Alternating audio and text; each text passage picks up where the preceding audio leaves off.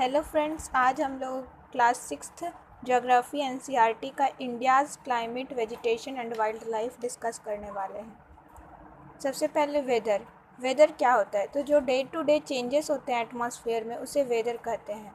हमारे इंडिया में 4 प्रकार की वेदर पाई जाती है, मतलब सीज़न पाई जाती है। सीज़न और वेदर में यही अंतर है, सीज़न किसी लॉन्ग टाइम के लिए होता है, जबकि वेदर डे टू डे, जैसे आज गर्मी है, कल थोड़ा ज़्यादा गर्मी हुआ, तो वेदर थोड़ा देरी में ही चेंज होता है। बट सीज़न को कुछ महीने का टाइम लगता है चेंज होने में, जो कि हमारे सन और हमारे अर्थ के रोटेशन पे डिपेंड करता है। तो हमारे इंडिया में 4 तरह की सीज़न पाई जाती है: cold weather season, hot weather season, south west monsoon season, season of retreating monsoon. Cold weather season को यहाँ देखते हैं। Cold weather season: during the winter season, cool dry winds blow from north to the south, December to February. The sun rays do not fall directly in the region. Hot weather season और summer. देखिए, जैसे ये हमारा country India है। अब ये तो हम लोग जानते हैं कि हमारे इंडिया के बीच से ट्रॉपिक ऑफ कैंसर जाता है और नीचे होता है ट्रॉपिक ऑफ कैप्रिकॉर्न, बीच में होता है इक्वेटर। तो जब सन ट्रॉपिक ऑफ कैप्रिकॉर्न पे पहुंच जाता है तो इंडिया में ठंड पड़ने लगती है। और ट्रॉपिक ऑफ कैप्रिकॉर्न पे कब पहुंचता है, तो यहाँ देखते हैं, दिसंबर से फरवरी तक। मतलब दिसंबर से फरवरी तक हमारे इंडिया में ठंड पड़ती है, क्योंकि इस टाइम इंडिया पे जो सन रेज होते हैं वो डायरेक्टली नहीं पहुंचते हैं। उसी तरह से hot weather season, the sun rays more or less directly fall in this region. जब हॉट वेदर सीज़न होता है तो हमारा सन ट्रॉपिक ऑफ कैंसर पे पहुंच जाता है और यहाँ पे फिर गर्मी पड़ने लगती है, और इस वजह से यहाँ पे डायरेक्टली सन का रेज पहुँचता है। इस टाइम हॉट और ड्राई विंड्स चलते हैं, जिसे लू कहा जाता है, जिसमें हॉट और गर्म और सूखा हवा। और ये टाइम कब चलता है? मार्च से लेकर मई तक। फिर अब आते हैं साउथ वेस्ट मानसून और रेनी सीजन। देखिए, इधर होता है अरेबियन सी और इधर होता है बे ऑफ बंगाल।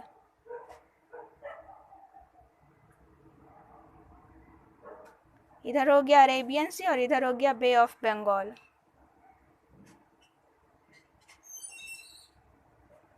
तो जब ये तो हम लोग जानते हैं कि हवा इस साइड से चलती है, तो इस साइड से हवा चलती हैं।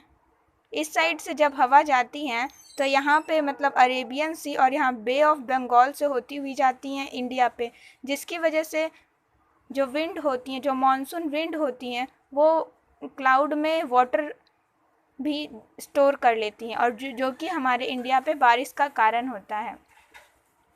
अब यहाँ पे इधर जाती हैं, यहाँ पे आता है वेस्टर्न घाट और इधर होता है ईस्टर्न घाट। तो यहाँ वेस्टर्न घाट से टकरा कर यहाँ बहुत बारिश होती है।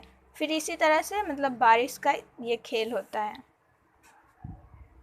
तो साउथ वेस्ट मानसून और रेनी सीज़न, इसलिए इसे रेनी सीज़न भी कहा जाता है, क्योंकि ये जो मानसून होती है वो रेन लेकर आती हैं पानी की वजह से।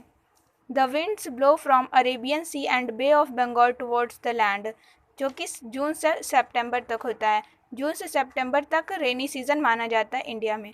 सीज़न ऑफ रिट्रीटिंग मानसून, अब जो विंड इधर आई थी उसे वापस भी तो जाना है, लेकिन जब वो वापस जा रही होती है, यहाँ मतलब यहाँ बहुत सारे पहाड़ हैं, उनसे टकरा कर जब मानसून विंड वापस जा रही होती है तो वो लैंड से होकर जा रही होती है। इनमें यहाँ कोई पानी नहीं रहता है, जिसकी वजह से फिर जाने वाली जो मानसून होती है उसमें बारिश नहीं होता है। यही दिया गया है। Winds move back from the main land to the bay of Bengal, most of the rain is brought in of monsoon winds. The climate of a place is affected by its location, altitude, distance from the sea and relief. जो climate होता है किसी भी place का, वो location, altitude और उसका distance कैसा है सी पर, इन सब पे डिपेंड करता है। और ये सीज़न ऑफ रिट्रीटिंग मानसून होता है वो अक्टूबर से नवंबर तक होता है। Mawsynram in Meghalaya receives the world's largest rainfall. अब इधर देखते हैं, ये जो बे ऑफ बंगाल से यहाँ पे हो गया मेघालय। यहाँ पे 3 हिल्स होती हैं जिसका नाम है खासी अजंतिया और गारो हिल्स, जो इस तरह से अरेंज्ड होती है ट्रायंगल फॉर्म में कि वहाँ पे जाकर मॉनसून विंड फंस जाती हैं और वहाँ बहुत बारिश कराती हैं। और यहाँ जो यहीं मेघालय में मानसिन राम है जहाँ पे सबसे ज़्यादा बारिश होती है पूरे वर्ल्ड में। Natural vegetation. The grasses, shrubs and trees which grow on their own without interference help from human beings are called natural vegetation. जो vegetation बिना human being के help से उग जाते हैं, बिना human being के interference से उग जाते हैं, उन्हें natural vegetation कहते हैं। The vegetation of land can be divided into 5 types. जो हमारे यहाँ vegetation पाई जाती हैं, यहाँ नेचुरल वेजिटेशन नहीं, सिर्फ वेजिटेशन की बात की गई है। जो वेजिटेशन लैंड पे पाई जाती हैं इंडिया में, उन्हें 5 प्रकार से बांटा जा सकता है। Tropical rain forest, tropical deciduous forest, thorny bushes, mountain vegetation and mangrove forest. तो अब पहले देखते हैं ट्रॉपिकल रेन फॉरेस्ट, जिसे ट्रॉपिकल एवरग्रीन फॉरेस्ट भी कहते हैं। They are found in the areas which receive heavy rainfall. जहाँ पे सबसे ज़्यादा वर्षा होती है वहाँ पे ये ट्रॉपिकल एवरग्रीन फॉरेस्ट पाए जाते हैं। Many species of trees are found in the forest. यहाँ पे क्योंकि ज़्यादा वर्षा होती है तो यहाँ बहुत सारे अलग अलग प्रजाति के ट्रीज पाए जाते हैं जो कि अपना लीव्स एक बार में शेड नहीं करते। मतलब अगर कोई एक ट्री नीचे के पार्ट के लीव्स को शेड कर रहा है तो वो कुछ टाइम बाद ही ऊपर के पार्ट्स को सेट करेगा, और इस तरह से वो फॉरेस्ट हमेशा एवरग्रीन रहता है। They are called evergreen forest. इनमें से जो मेन ट्रीज़ हैं उसमें है महागोनी, इबोनी और रोजवुड और रबर। ये बहुत इंपॉर्टेंट है, mahogany, ebony, rosewood and rubber. अब यहाँ इस मैप में देखते हैं एवरग्रीन फॉरेस्ट कहाँ कहाँ है। यहाँ वेस्टर्न घाट में है, फिर यहाँ ईस्टर्न घाट में भी है थोड़ा सा यहाँ पे, और इस साइड फिर ईस्ट की साइड पूरा एवरग्रीन फॉरेस्ट है। और अब ट्रॉपिकल डेसिडियस फॉरेस्ट देखते हैं। ट्रॉपिकल डेसिडियस फॉरेस्ट जो कि 100 सेंटीमीटर, मतलब जो एवरग्रीन फॉरेस्ट है वहाँ 200 सेंटीमीटर से ज़्यादा वर्षा होगी तब जाकर ये ट्रॉपिकल एवरग्रीन फॉरेस्ट बनता है। अब ट्रॉपिकल डेसिडियस फॉरेस्ट, यहाँ पे 100 से 200 सेंटीमीटर तक वर्षा होती है। They are also called monsoon forest. Trees of this forest shed their leaves at a particular time of the year. Important trees are sal, teak, peepal, neem and sheesham. ये जो ट्रॉपिकल डेसिडियस फॉरेस्ट होते हैं ये मतलब एक बार में ही अपने लीव्स को शेड कर देते हैं और इन्हें मानसून फॉरेस्ट भी कहा जाता है। इसमें जो मेन है वो है sal, teak, peepal, neem and sesame.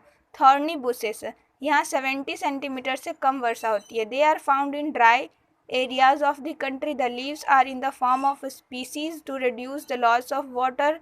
Important trees are cactus, kaner, babool, कीकर। अब ये जो थॉर्नी बुशेस हैं वहाँ 70 सेंटीमीटर से कम वर्षा होती है। जैसे ये राजस्थान और गुजरात का पार्ट हो गया, फिर यहाँ पे थोड़ा सा छत्तीसगढ़ और आंध्र प्रदेश के पास हो गया। यहाँ पे थॉर्नी बुशेस पाई जाती है जिसमें कैक्टस, कनेर, बबूल और कीकर होते हैं। Mountain vegetation at a height between 1500 metre and 2500 metres most of the trees are conical in shape. This trees are called coniferous trees. Important trees are chir, pine and deodar. ये जो माउंटेन वेजिटेशन में आते हैं, यहाँ पे माउंटेन बहुत है और फिर इधर अरुणाचल प्रदेश साइड माउंटेन बहुत है, तो यहाँ पे माउंटेनस फॉरेस्ट पाए जाते हैं जहाँ पे ऐसे मतलब कौन शेप के ट्रीज ज़्यादा पाए जाते हैं। जैसे क्रिसमस ट्री होता है, अशोका ट्री होता है, उसी तरह से कौन शेप के ट्रीज बहुत ज़्यादा पाए जाते हैं। और यहाँ पे सूर्य की किरणें ज़मीन तक बहुत कम पाई जाती है, मतलब 0.02% लगभग सन रेज आती हैं, क्योंकि यहाँ ऊपर में ही सारे कोन बनाने की वजह से सारे सनरेज एब्जॉर्ब कर लिए जाते हैं, जिसमें मेन है चीर, पाइन एंड देवदार। फिर मैंग्रोव फॉरेस्ट, इन्हें हेलोफाइट्स भी कहते हैं। हेलोफाइट्स मतलब जैसे ये साइड में जो सैलाइन मतलब जो नमकीन वाटर में भी अपना ग्रोथ कर सके, वैसे फॉरेस्ट को मैंग्रोव फॉरेस्ट कहते हैं। This forest can survive in saline water. Sundari is a well known species of mangrove forest. Mangrove forest जो है वो समुद्र के पास पाई जाती है, मेनली इस एरिया में, इधर यहाँ इस एरिया में मैंग्रोव फॉरेस्ट पाई जाती है, जिसमें से सुंदरी एक स्पीसीज़ है जो यहाँ का वेल नोन स्पीसीज़ है। तो यहाँ कंप्लीट होता है, मैंने बता दिया सब। Thank you.